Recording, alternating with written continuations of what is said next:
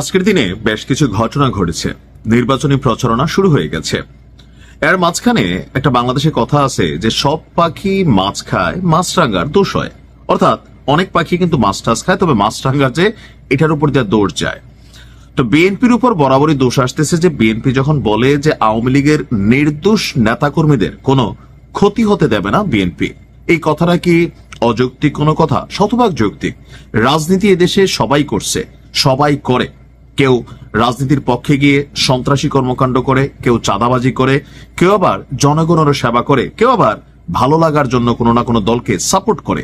তো এটা বাংলাদেশের গণতান্ত্রিক অধিকার।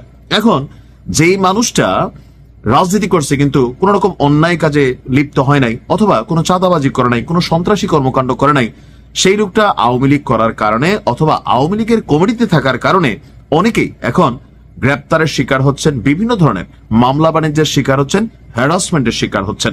আর